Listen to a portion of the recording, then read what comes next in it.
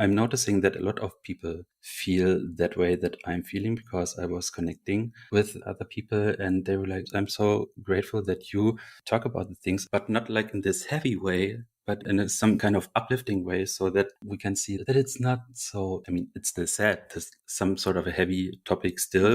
We often hear people wishing us a long, happy, and healthy life. But what if the length isn't what matters most? What if instead it's the breadth, depth, and purpose of each day that matters most? Welcome to the Live the Width of Your Life podcast. My name is Annette Ardelian Kuzma, and join me weekly as I interview guests who made changes in their own lives to live more fully with intention, gratitude, and joy. Be prepared to be inspired by their stories of how they shifted their mindset, took courageous action, and designed the life that they always wanted to live. Hey there, it's Annette. Thanks for joining again for another episode of Live the Width of Your Life podcast. I'm so excited about today's guest. His name is Mr. Fred Berlin. He's a surface pattern designer, illustrator, and art director from Germany. I fell in love with his designs on Instagram and look forward to his motivating and inspiring designs every day. In the course of our conversation, we talked about so many different things in this podcast. We talk a lot about mental health, about stress, burnout, and what he experienced himself in terms of witnessing trauma and suffering in the world, and how Fred was able to then take that through a sense of responsibility to aid in the healing that is needed in order to offset the pain and grief that we see every day. He talks about things that he does in his routine every day, like morning pages and other things that have allowed him to create what he calls mindful design in his business. You're not going to want to miss today's episode. Take a listen. Hi, Fred. Thanks so much for joining me today. Welcome to the show. Hello, thanks so much that I can be here. It's the first time for me in a podcast ever. I am so grateful then that you said yes when I reached out to you and asked you to be a guest. And I can't believe that this is your very first podcast.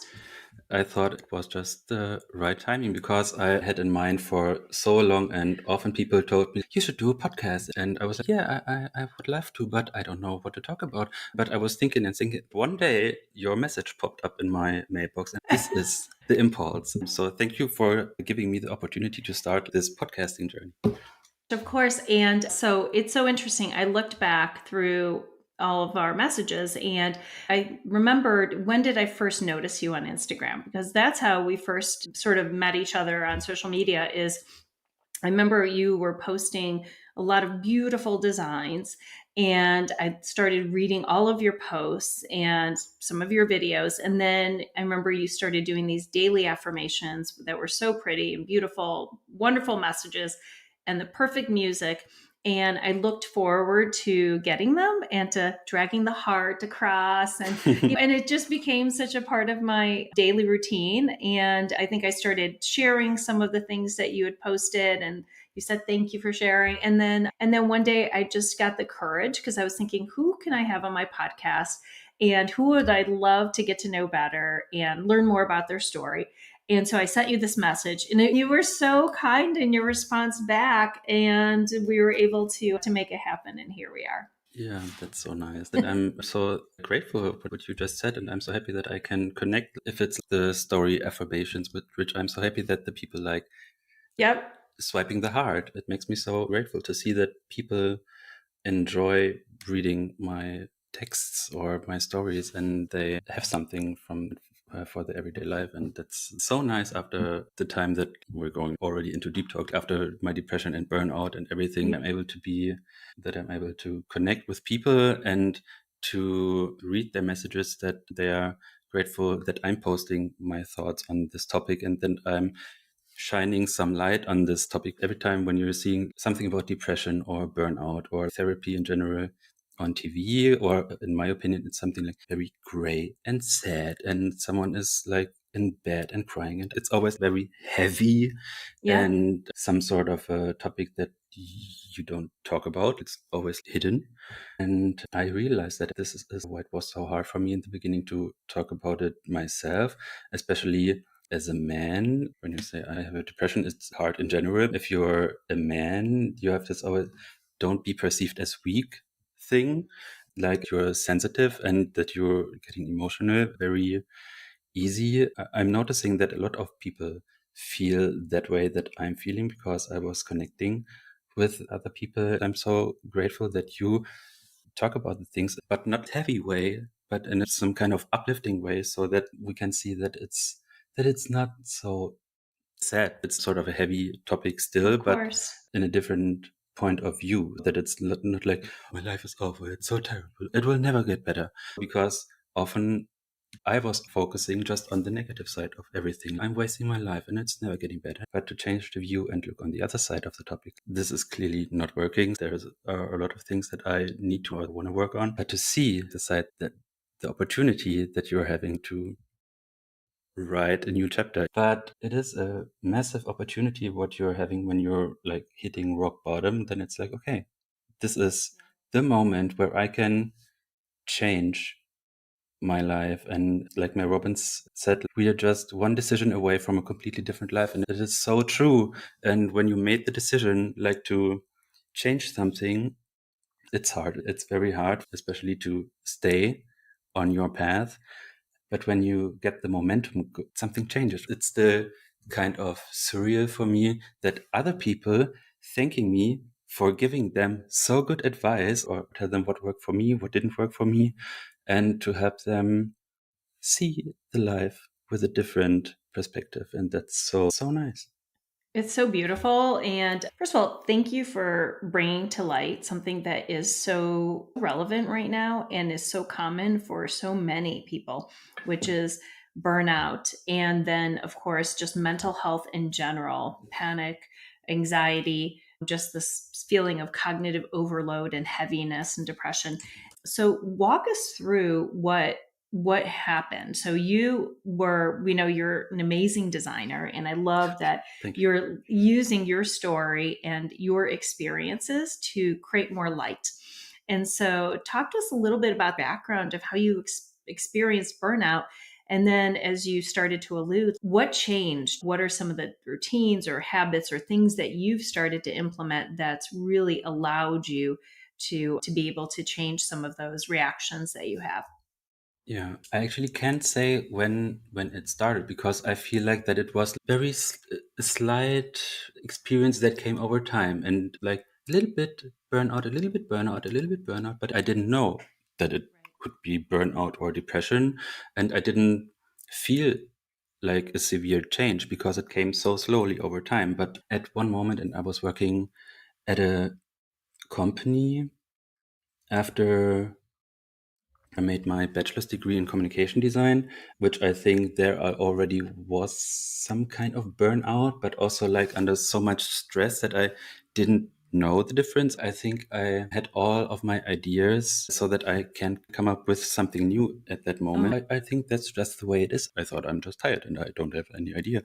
But I already felt like anxious and nervous and kind Mhm. of, do the people like me? Always Mm. have like this negative mindset of not good enough. Like this Yeah. tape was always playing in my mind. Yeah. In the combination with being tired or having no new ideas, it was kind of familiar with me. So I didn't think about, I was just thinking, that's the way I am. So maybe I'm anxious, maybe I'm always nervous, maybe I'm some sort of melancholic person. So afterwards, I was working for a company that this was so terrible. And I think it was a very terrible situation to work there, but it was also the start for the change, because after the bachelor's degree, this company offered me a job. And I was like, oh, that's great. I don't have to write an application. I don't have to write a CV.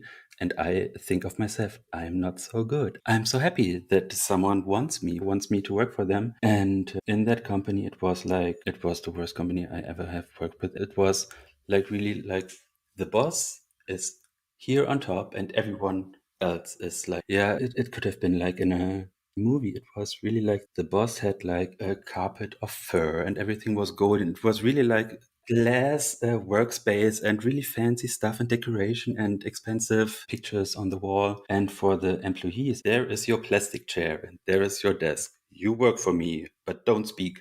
And the whole atmosphere was like nobody wanted to talk. Everyone was like silent. Everyone seemed like a little bit of broken, like destroyed, Oh, like in their yeah. creativity, in their Yeah. flow, because when you hear every day, like, you are stupid and you should be happy because I gave you a job. Then Corona started. And that was the day I think I was really brave, which was very untypical for me because I always feel like I would be just running, not be like brave, speak up in front of it. And within 2 weeks, I had a new job. So, by the way, so kind of the next job wasn't really better because then all of my panic attacks and anxiety really hit hard because there was a lot of chaos in the company. And in the end, alone the email notification, like the pling, was everything that my body needed to have a panic attack. I was always Mm. expecting something bad or that someone is screaming at me or telling something bad. And at one day, I decided to make an appointment with my doctor and talk about it because I could have lived with anxiety or like being nervous and shy, but with all the panic attacks, like with just the pling on my MacBook, it's like Yeah. this was way too much. Right. And then I went to my doctor with a panic attack because I have to tell her how would she react. What if she says, "Come on"? I was really happy that she didn't react the way that I thought she would. She was like really taking me seriously and taking care of me. And then she gave me like a prescription for psychotherapy and she looked for an appointment for a psychiatrist. And then I had those two papers in my hand and I was like, when I call a psychiatrist, then it's really severe. Then I really have something. Mm. And it took me like 1 or 2 weeks to call them. To schedule? Really? Yeah, Were yeah. you worried? Like, what was going through your Um, mind? I had anxiety to call someone. Like this Mm. was number one. I was always like, what do I say? Should I? Who am I? What am I saying on the phone Yeah. and to the person? What if the person is like weird, or what if she doesn't like me? Or when I call a psychiatrist, will they just give me meds and then I'm Right. numb? Because Mhm. this were the only things that I know from movies. Sure. I didn't have any experiences with therapy or with psychiatry, so it was just like some of the exaggerated things that I know from a movie. But also, the doctor was very kind and very calm. So I went there and had two appointments and like I was talking about some things and we started like the therapy, but I also started to work on not just go to therapy because I really think that the real therapy is what happens between your two appointments, like in the week you're Right. not in therapy. I think if I would have gone to just therapy once a week for 45 minutes, not so much would have happened. Like to sit and wait that after 45 minutes my life will change. I think this is not possible. And also in that time, I started to discover that I have ADD, so which I didn't know before. And I am like really focused on psychology, like Googling, researching, like watching TED Talks, reading books, listening to books on Audible, discovered Brené Brown, Mel Robbins, and like all of the inspirational and motivational speakers. And I started to look for other things that can help you improve your life or to find the Mhm. things that work for you. Like that there are so many things that people do, but that they don't really resonate with you. Sometimes I feel that I needed to decide this is something that this person does, but it's not really working for me. So should I really Sure. do that, even though Mhm. if it feels wrong or not? And there I also discovered speaking nicely to myself or becoming my own best friend instead of saying to myself, why are you so anxious? Why can't you just call someone? Why is it taking so long for you? And I think it took like 2 years to develop like self compassion. And I still have those moments where I'm realizing how good I am talking with myself or to myself. That much changed in the way I talk to myself or in my choice of words that I'm using. I'm not using negative words when I'm speaking about something. I'm really choosing positive words almost automatically that I don't have to think about if I choose this or that word. It really comes natural to me. I remember so often that it came so easily that I'm just saying, I'm so stupid, automatic. And then I watched series on YouTube of Mel Robbins, which is called Mindset Reset. And in one episode, she's talking about deliberate thinking, which led me to noticing all the situations where I'm talking shit to myself, like, I can never do things right. And every time when I noticed that, I was like, no, like really talking loud to myself. Yes. Mhm. No, I'm not stupid. I just did a mistake. And realizing this, how often I had to correct my thoughts or was Yes. thinking and making it really obvious for me to realize what I'm talking to myself and what I was actually just doing. I didn't think that I was noticing how much it would improve my life in that moment, but like in review over those like 2 years, that I'm really doing this a lot with also like writing my morning pages. And I heard in your first episode that you are also writing your morning pages. Yes, yes. I Um, love that book, Julia Cameron, and I love morning yeah, pages. It's been so helpful for me. And do you write them in a notebook, longhand? Do you type them? How do you like to do it? I'm writing it with pen in my Yeah. book because I don't feel it when I'm writing on my computer. So I'm also designing my own morning pages. So I'm taking time to design my morning pages Oh, I love that. with an affirmation. And yeah, then it became like my ritual when I wake up in the morning, which is at 5:37. I don't know why it's 5:37. Because one time I was just putting an alarm and it was like 5:37 because I didn't want to go another round on my Yep. alarm. And okay, then it's just 5:37, whatever. Yeah. And I'm getting up at 5:37. I'm brushing my teeth. Then I'm meditating for Mm. 15 to 20 minutes, which has become non-negotiable Yes. ritual in the morning. It's the first thing I do every day because of all the talks I heard and all of the Mhm. science behind it. I realized how good it is and that you can't meditate wrong. So it was like, okay, I would just give it a go. And I think it's now because I have a timer on my meditation app, which says I'm meditating for 600, I don't know, 17 days in a row every day in the Fantastic. morning. And this helped me so much, like being calm, quieting my mind, or realizing how many thoughts are going on in my head, and Yes. or which thoughts just like randomly are in my head, which I'm not actually thinking. My psychiatrist always says this is propaganda. This is like all the things that Yes. just like Yes, we're bombarded all the yeah. time. Yeah. Then I'm making breakfast after meditation. And while I'm making breakfast, I'm listening to my Abraham Hicks playlist on YouTube. I'm starting Love with it. a morning rampage every day. I think I can speak every word. It's like doing like lip sync, but I'm talking like the whole rampage. And I feel all of the rampages of Abraham Hicks or the teachings of Abraham Hicks helped me so Mm, much of being positive or like redirecting all of my thinking. that's right. And after breakfast, I'm writing my morning pages. So then I'm lighting my candles. I put on some Yeah. aromatherapy candles. And then I'm sitting on my desk and write my 3 pages while listening like to classic piano Yeah. music Yeah. on 432 hertz. After that, I'm starting my day, starting to work or so. I love it. I'm obsessed with my morning routine too. And I also was burned out in my life. And I found that I created things that worked for me. And many of the things you do is what I do too. I wake up a little bit earlier because I teach meditation and yoga earlier, but I wake up at 4:30. Oh, And wow. I also love to do my morning pages, and then I will do some readings that are like inspirational or something that's positive, and then I meditate and I do the yogic breath, and depending on what I need, more energy, more rest, etc. And I just find that that time in the morning for myself is so important. And like you, meditation is a non-negotiable.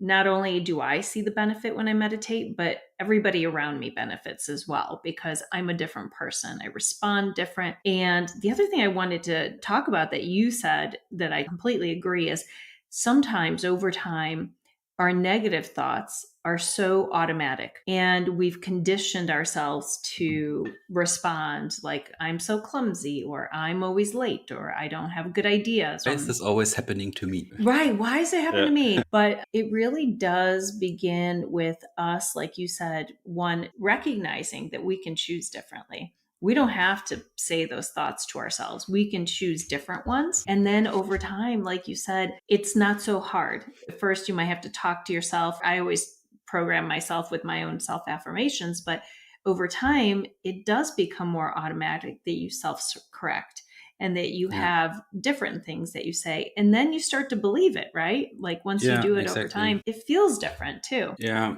yeah, I agree 100%. It was in the beginning, or one strong sentence from Abraham Hicks is a belief is only a thought you keep thinking. So I thought, okay, if that Oh, is that's true, good.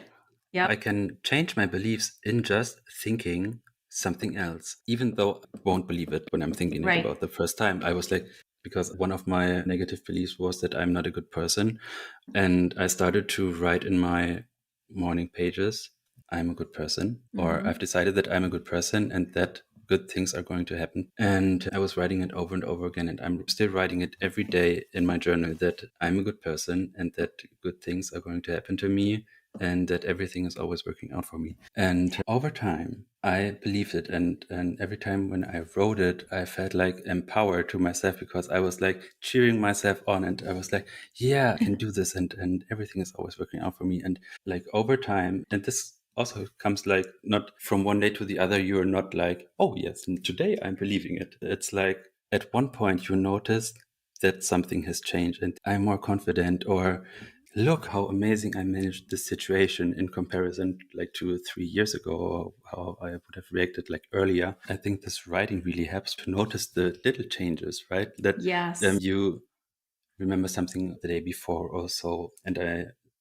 often compare it like with a mathematical, I don't know the word, like in German, it's equation of, Formula. yeah, that Mm-hmm. you're trying to solve a mathematical problem, Yep. like with morning pages that I'm writing down a problem and then I'm like, Mm-hmm. no, that was not the problem. Maybe it was this and maybe it was this. And then I'm slowly coming to the core and realizing, it was Yes. not that the one person just said like, this looks ugly or so that then I'm realizing, okay, it had actually something to do with myself or so.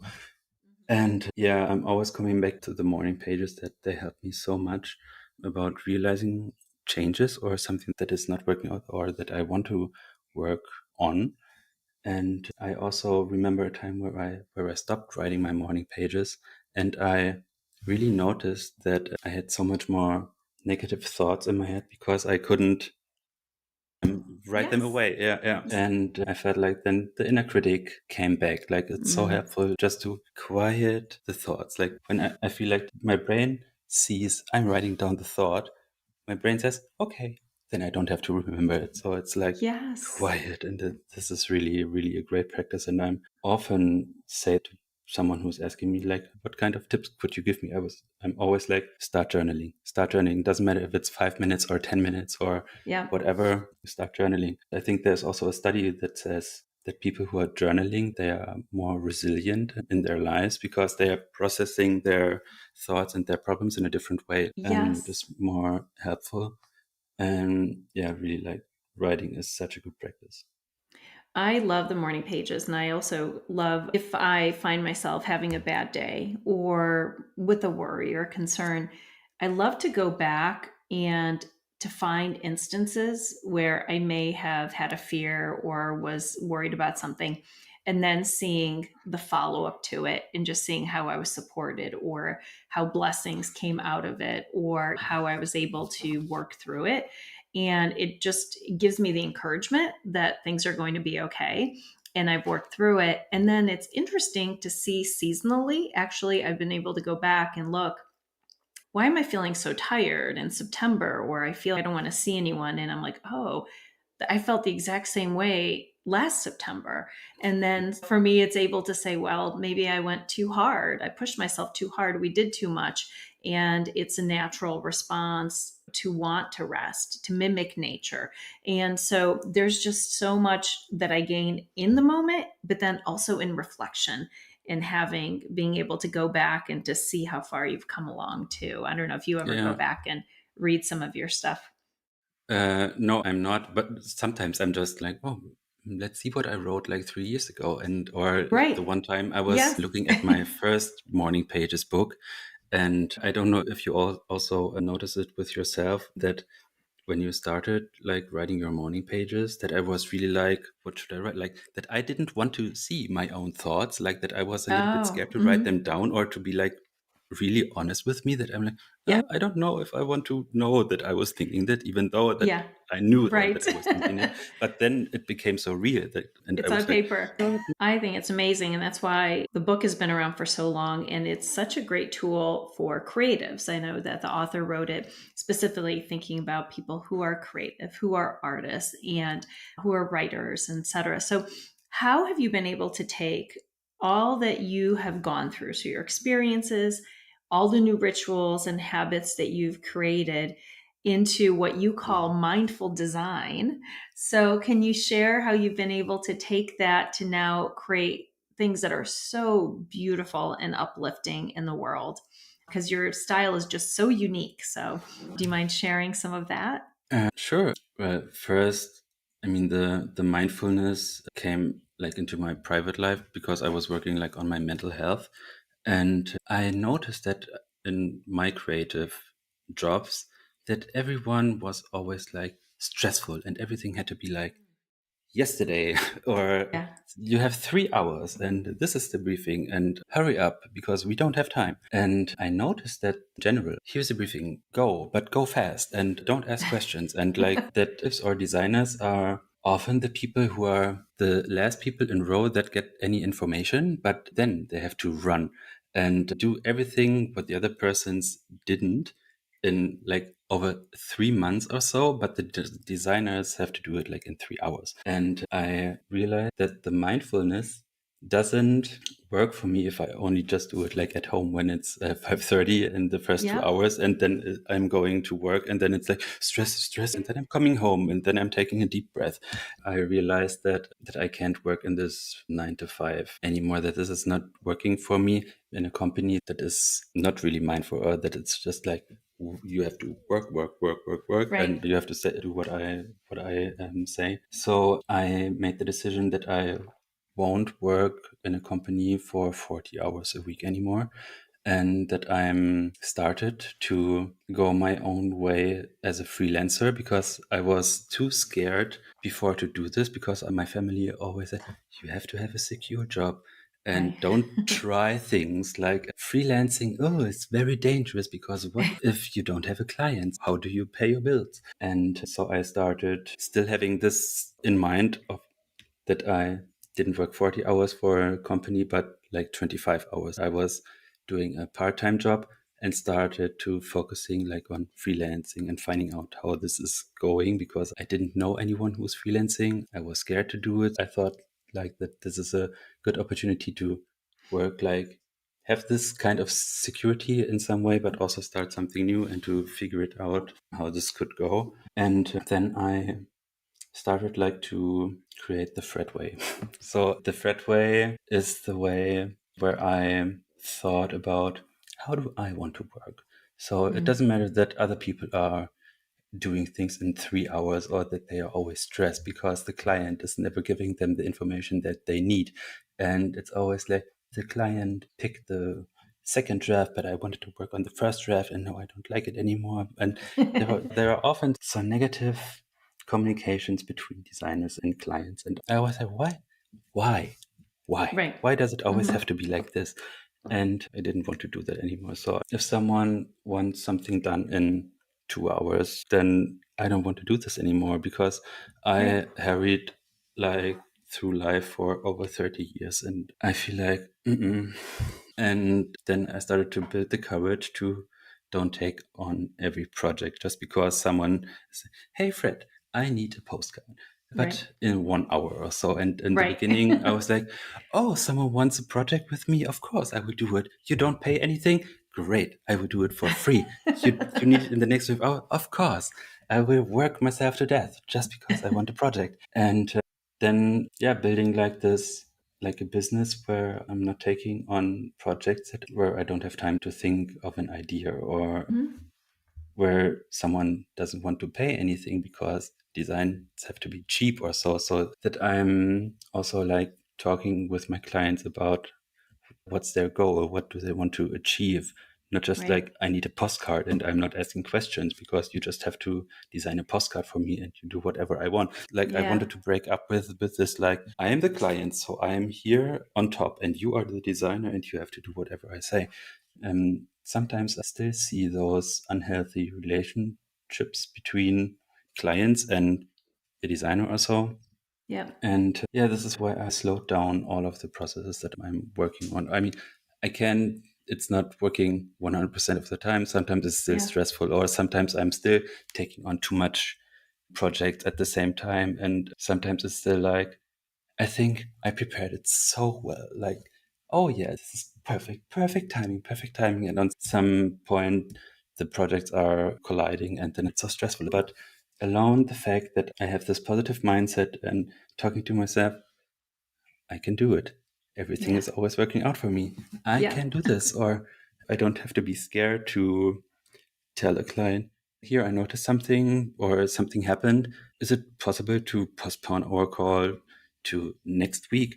Or would you mind to change something a bit here because I just noticed it? Or do you want to try something different because I just had that idea? And this, all in all, changed so much about not to stress through all of the projects. And in the end, I'm just happy that the project is done because I didn't want to do that anymore. That I'm working on a project and in the end, I'm so resentful about everything that I didn't want to see it again. And this is so sad when you're like working on something and in the beginning you're energized, and with every email or with every review of the client, you're getting more angry and you don't want to work with them anymore. And any changes, then you're just like, okay, I will change it. I don't care how it looks, or I Yeah. don't care if it's working. So I just want to get it done. And it took a lot of time to like implement it really in the workflow, that I'm not just doing what the client says, because I realized at some point, no. I am the designer, or I am the expert in my field. And the client usually is someone who is not coming from a design background. So I have to guide them through how things are working. And just because the client wants like a campaign or a poster or whatever in 3 hours, it's good that the client wants that in 3 hours, but then realizing that my job is to guide them to the way that things are really working. Like with building a house, you can't build a house Hmm. like in 1.5 hours, even though you want to have it built in 1.5 hours. It's not working that way. Right. And teaching also my clients about like how to give feedback was a really big improvement in being more mindful in Hmm. all of the communication. And so I decided at some point it's easier to make a video presentation where I take the time for myself to walk them through all of my ideas, to prepare a presentation and talk about everything that I want to talk about without being interrupted, which is Yeah. also very important for me.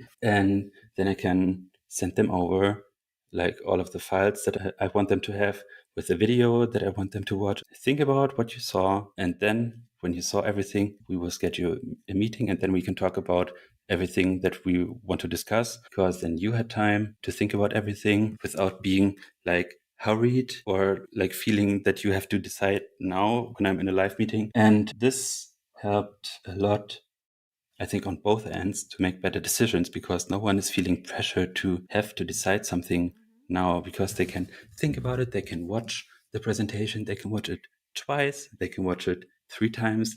And when they feel ready, we're meeting again, then we can take on the next steps. This is really helpful, and I would really recommend that to other designers too. I love that idea. And I think I've shared with you my daughter, my oldest daughter, Isabella. She's a designer. And it's so interesting the things you've shared because I've observed it. She works, but she also freelances. But I've noticed how it is hard as a designer because I feel like designers, and maybe I'm general stereotyping, but you tend to appreciate nature and you have this appreciation for beauty and you're highly sensitive, right? Because you're able to use all of that to design and to create. But with that comes this constant critique or criticism of work that's so personal. So even Yeah. if you're creating it for someone else, it's an essence of you. And then the natural response back is to tell you people want to change it. And like you said, sometimes they know why, sometimes they just don't like it. And that's not usually useful. So I love this tip of you recording the video, giving people time to process it, but also helping to create questions in a way that allows for responses that you can actually do something with. So amazing. Congratulations that you've been able to do something like that. I think this tip will be used by others.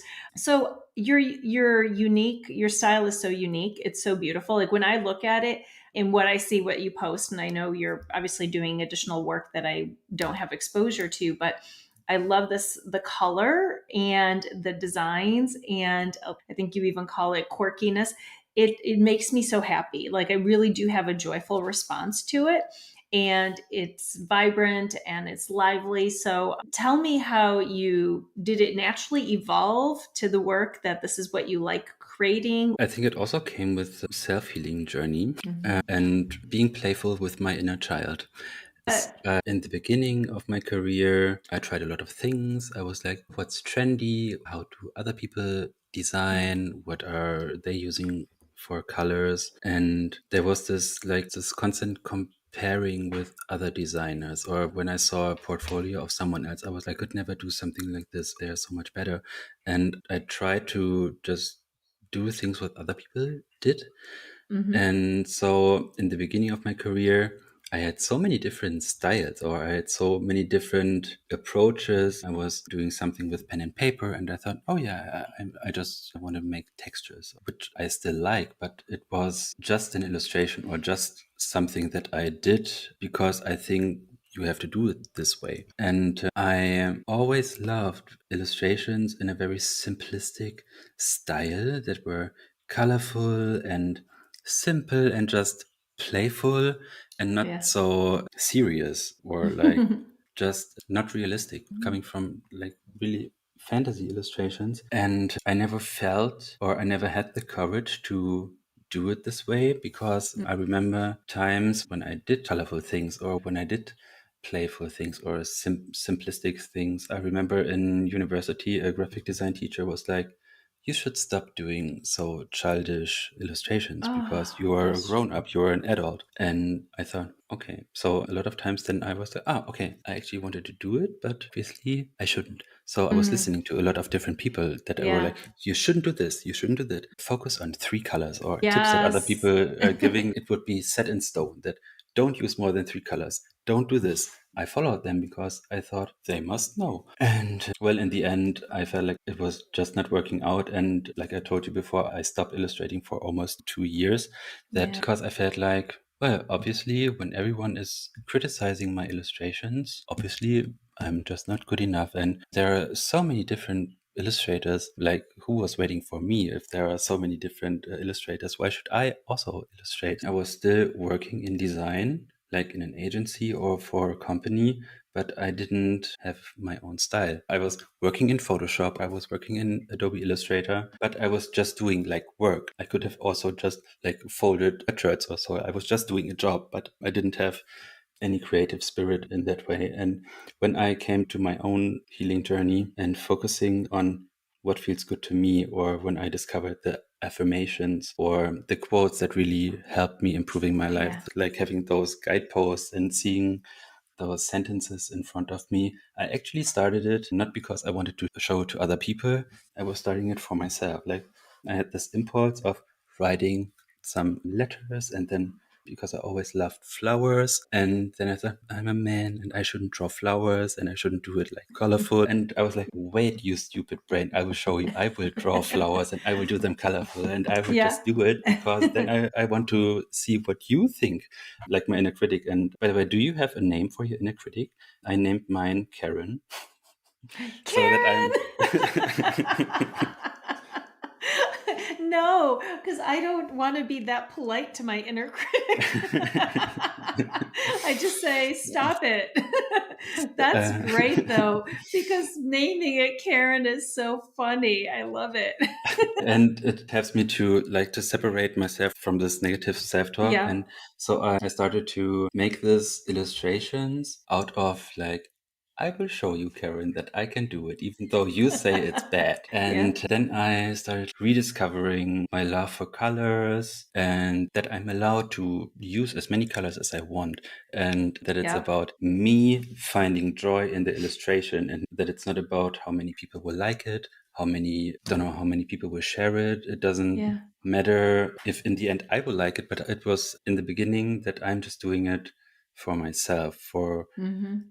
appreciating the affirmations or my own process in like processing situations or Yeah. starting illustrating again. And at some point when I realized or when I discovered that especially other creative people made similar experiences or also are critical with themselves, or also having like this inner perfectionist in some Yes. way, or thinking about it's not good enough, or like a lot of creatives have some kind of a similar mindset that they always want to be improving. And after realizing this, at some point I started uploading something on Instagram again, and I think for like almost 1 year nothing really happened on Instagram, and I was like, maybe it's really bad. I was still thinking about it, of course, Right. because I mean, on the one side, I knew that it's not about the likes. And I really told it to myself, it's not about the likes. But you see, when it's You just see like it, of 12 course. people liking or so, right? Yes. So it's still there.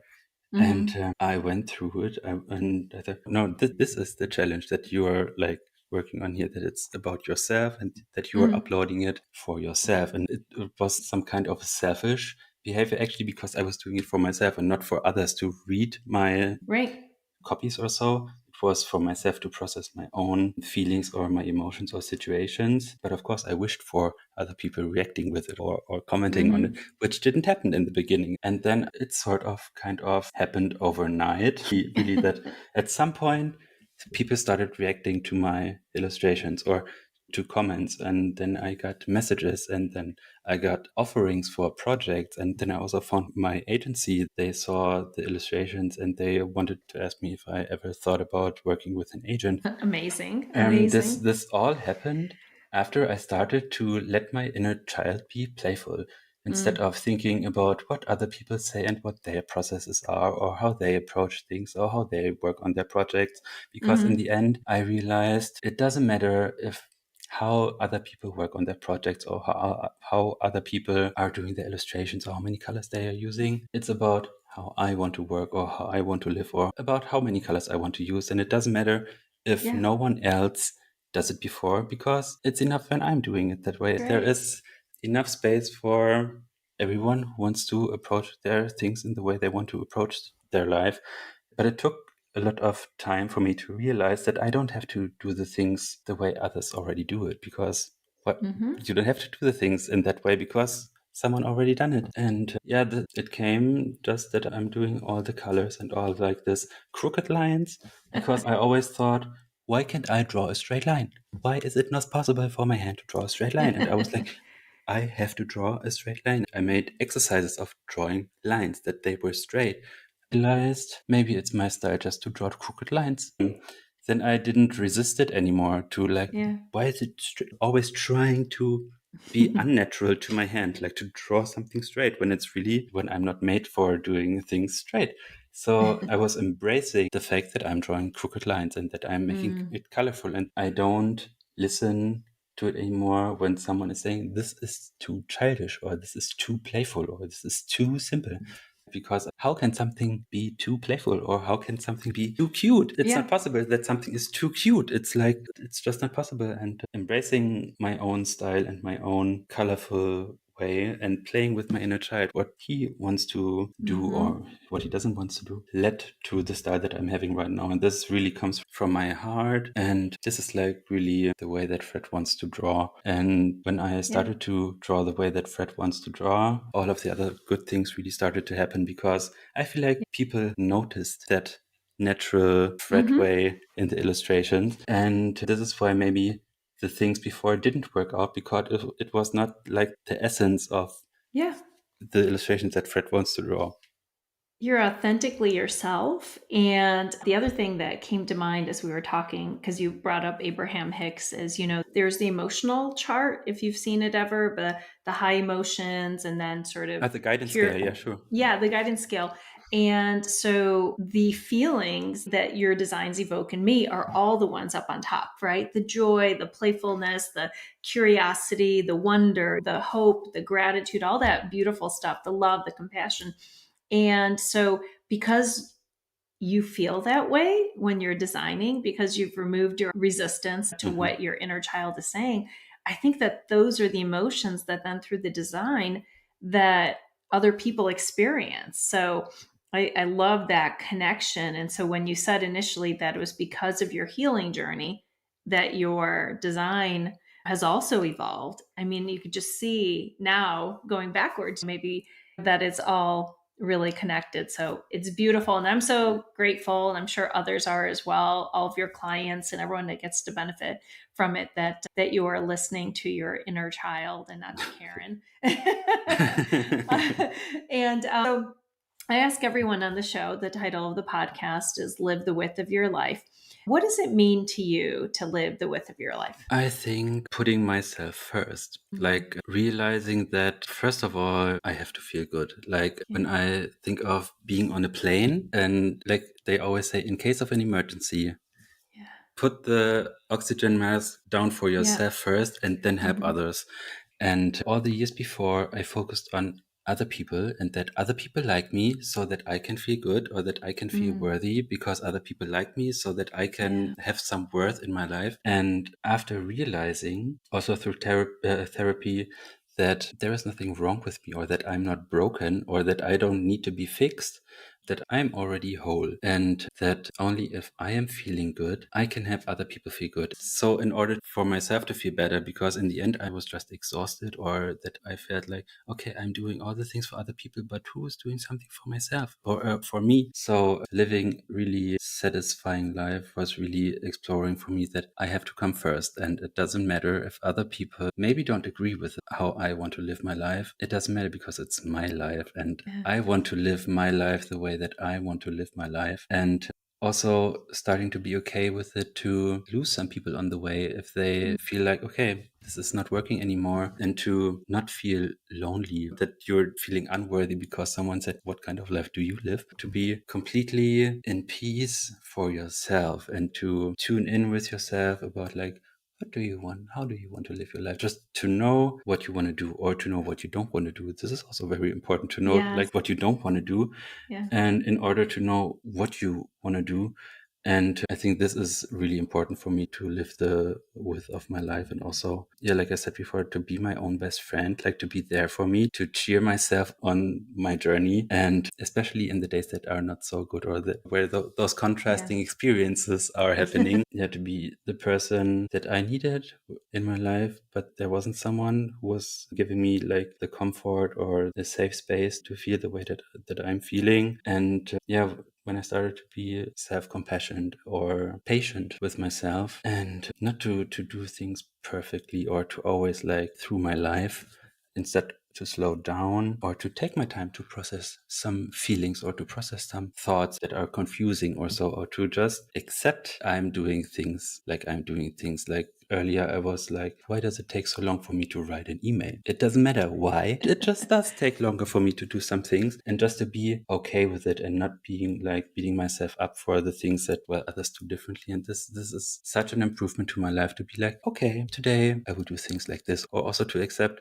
I expected a little bit differently, but it is the way it is. And so I'm taking it on from here and I'm going my journey from here. And I love to think of my life. But I just had that one day in meditation that I was always thinking about climbing mountains. And since then I'm comparing my life or my journey with like hiking and mountain climbing, and that it's like I'm just going my way, and on my way there will be hills, small hills, there will Yeah. be big mountains, Yes. and I'm just going my way, and I don't know what will happen on my journey, and I don't know if the weather will be nice. I don't know if it will be stormy or if it's snowing or if it's like windy, and I don't know how long it will take me to climb that mountain, but I will just go my way and I enjoy the journey and I will do it the best as I can, and I will not climb the mountain just to be on top of the mountain, but because I want to hike and explore the world, and I want to enjoy the view, and I will experience the life to the fullest that I can, and I just trust that I will go my way and I experience all the things that are meant for me. And yeah, this analogy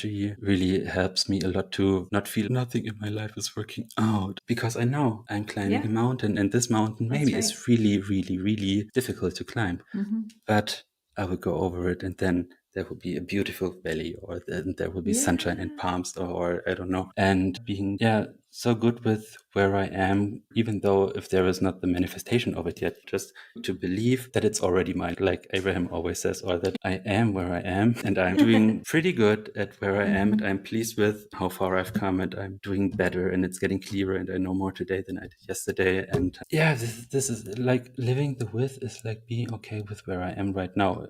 even though something didn't happen yet. It's just, I'm so okay with where I am, and I'm so satisfied with where I am, and I'm happy about going everywhere that I want to go. I think this is already so satisfying, to be satisfied with where you are, instead of comparing, I need to go there to be happy. I need to be this for being happy. So expecting like something to happen in order to be happy or so. Yeah, this mindset shift helped me a lot to find things that are already good, or find things how I want to feel or that I want to have. And then everything always working out for me. And I have a creation box, like a little box where I wrote on it here, creation box. Oh, and I love it.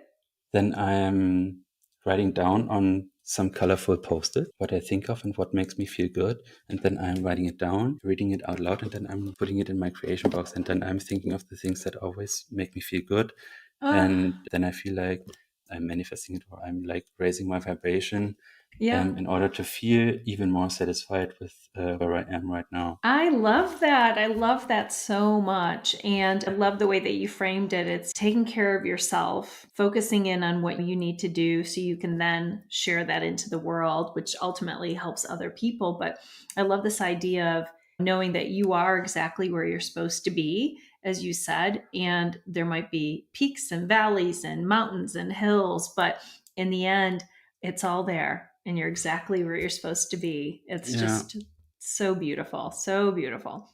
So I want to thank you for being such an amazing person in this world. I'm so grateful that the universe brought us together. And I want for you to share with anyone who's listening how we can best support you. Where can people find you, or how they can support your work? The first thing, thank you so much for your lovely words that you just said. I'm so happy that you felt this way. And of course, you can find me on Instagram at Mr. Fred Berlin, or you can also go on mrfred.org if you want to see my website, and there you can find all the links that will lead you to like Instagram and I don't know, Spotify if you want to listen to some playlists that I made. And I'm also working on my own online shop because I founded my first business. There will be a Mr. Fred store soon, and I want to publish their affirmation cards and posters and just Mr. Fred happy products. And I'd be happy if you would visit me there if you feel like it. I will make sure that I include all of those links in the show notes, and I'm going to be like your first client. Somehow we have to make that happen, because I was already thinking, I want a morning page journal. I want all these things that I would hope that you would design. Hopefully you'll have them in your store. They're really beautiful. And I encourage everyone to absolutely start to follow you. I just think it's a daily jolt of inspiration, and it feels so good to see what you're putting out into the world. And I'm so grateful for our time together. And if you're listening to today's show and you like it, please share it with as many people as possible. Follow Fred and visit his store. And of course, subscribe so you're notified anytime there's a new episode. And Fred, I wish you continued success in all areas of life. And I will love to have you back at some point. And I think we'll continue to have great discussions. Thank you so much. I'd love to visit you again. It was so nice. And thank you so much for my first podcast. Yay! Really, it was so great. Thank you so much. You're welcome. If you enjoyed this episode and want a personalized guide to living the width of your life, I've just released a best-selling book, Live the Width of Your Life, 365 Daily Meditations on Living with Passion, Purpose, and Peace. Each daily meditation provides you with a journal prompt or a challenge so you can begin taking daily imperfect action towards the life of your dreams. You can get your copy today on Amazon. The link is in the show notes, and I will see you next time.